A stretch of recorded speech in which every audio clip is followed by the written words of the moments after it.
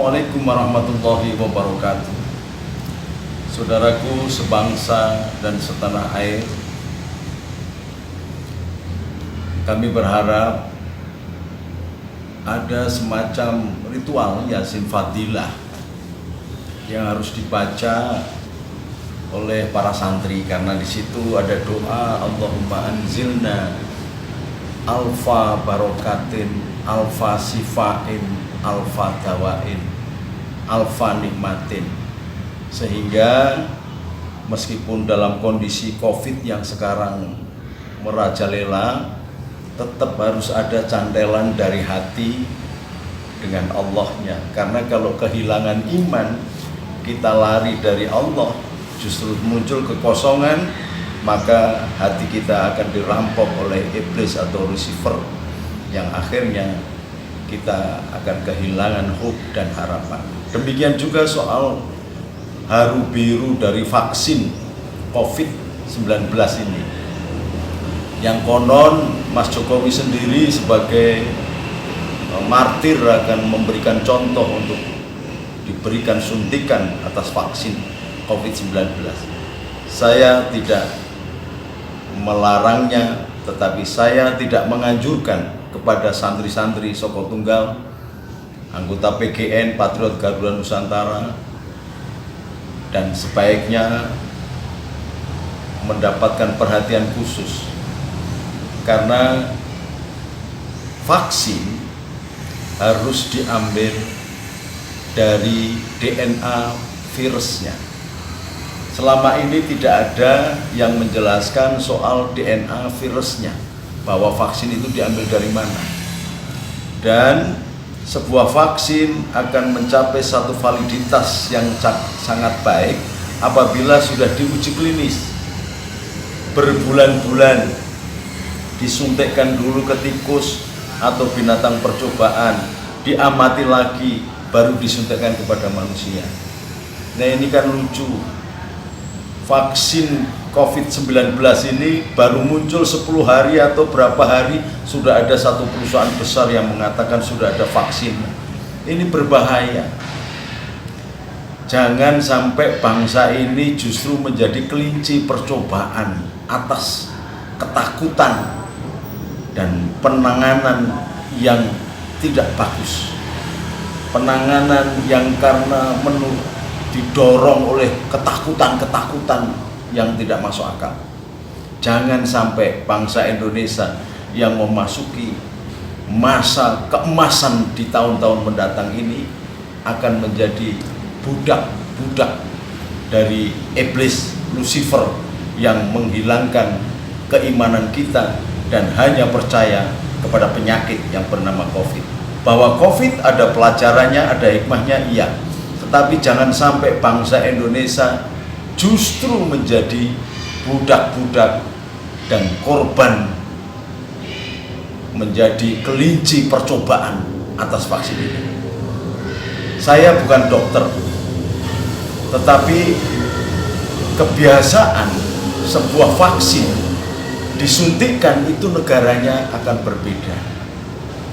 Di negara tertentu berbeda dengan di negara di Indonesia. Di Indonesia berbeda dengan Cina, Cina dengan Soviet beda, lain-lain.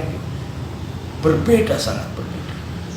Jadi jangan digeneralisir. Ini pengalaman pribadi saya bukan dokter memang.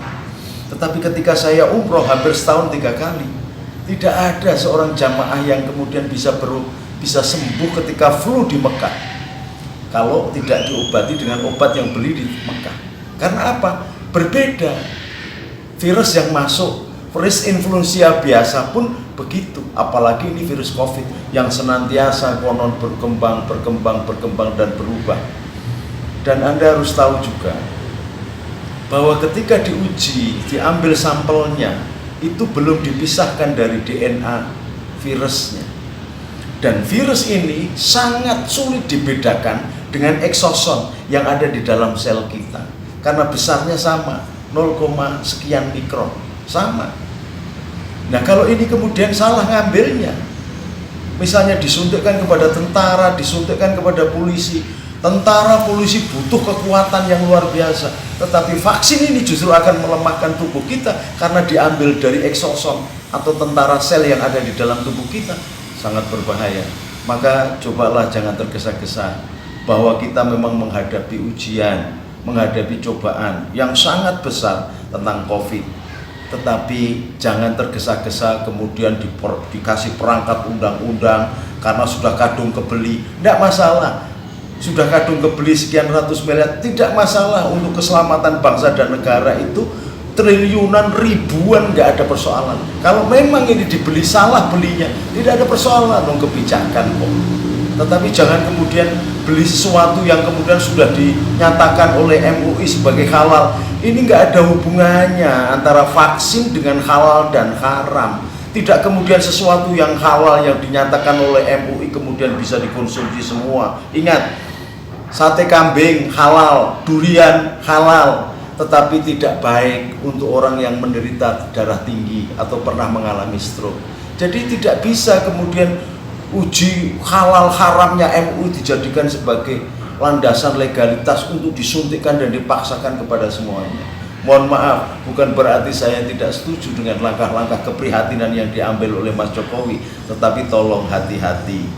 Jangan kemudian dengan perangkat begini dipaksa semuanya, kalau tidak mau disuntik kemudian didenda. Ini negara model macam apa kok jadi semakin buruk kalau memaksa rakyatnya begitu.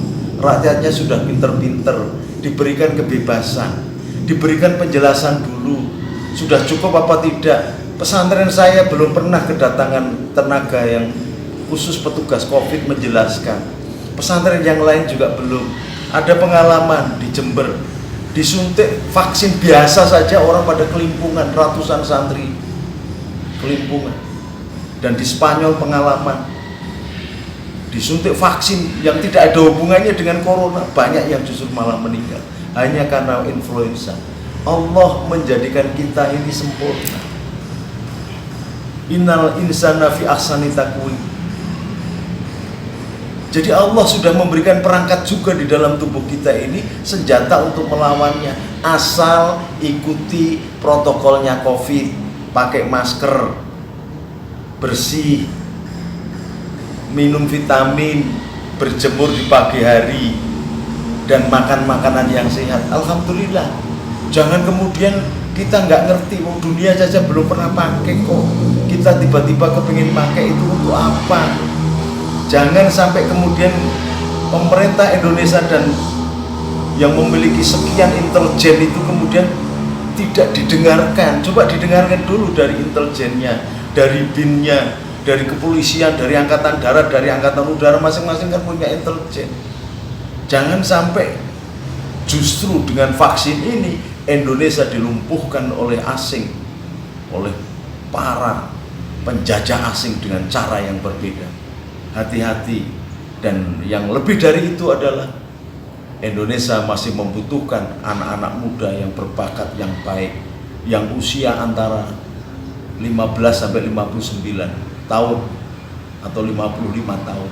Dan kalau mereka kemudian disuntik vaksin semuanya, siapa yang akan memimpin kelak? Mohon, ini himbauan saya bukan dokter dan saya tidak memiliki keahlian khusus di bidang itu, tetapi hati kecil saya meminta saya harus menyampaikan ini agar didengarkan oleh Mas Jokowi, oleh para aparat dan pejabat yang sekarang sedang menangani kasus COVID. Dan jangan sembarangan memaksa, apalagi mengeluarkan peraturan-peraturan mendenda orang yang tidak mau divaksin. Ini karenanya seolah-olah kita ini menjadi anteknya kapitalis saja. Orang jualan vaksin dan kita kemudian mendukungnya dengan membagi buta. Tidak bisa diterima dengan akal sehat. Selamat berjuang, merdeka.